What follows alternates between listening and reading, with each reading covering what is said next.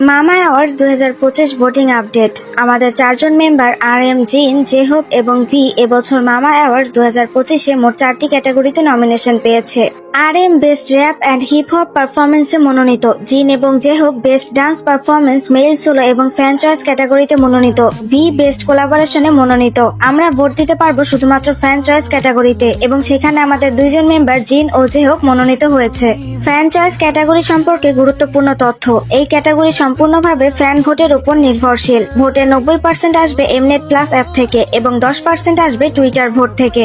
শুধুমাত্র টপ 10 আর্টিস্টই পাবে বোনসাং অ্যাওয়ার্ড এবং দেসাং জেতার সুযোগ। তাই আমাদের মিশন হলো জিন এবং জেহবকে টপ 10-এ সিকিউর করা। ভোটিং নিয়মাবলী। এই রাউন্ডে ফ্যান চয়েসে ভোট দেওয়া যাবে মোট 6 জন আর্টিস্টকে, 3 জন ছেলে প্লাস 3 জন মেয়ে। যেহেতু আমাদের কেবল 2 জন মেম্বার নমিনেশন পেয়েছে, তাই আমরা জিন ও জেহবকেই ভোট দেব।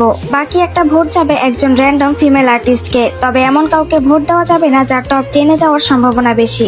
Twitter voting guide. Twitter vote হবে প্রপার হ্যাশট্যাগ সহ। ছবিগুলো দেখুন। টুইটারে একটি অ্যাকাউন্ট থেকে একটি টুইট ও একটি রিটুইট করা যাবে, মাল্টিপল অ্যালাউড নয়। রিটুইট অবশ্যই ভ্যালিড ভোট অ্যাকাউন্ট থেকে হতে হবে।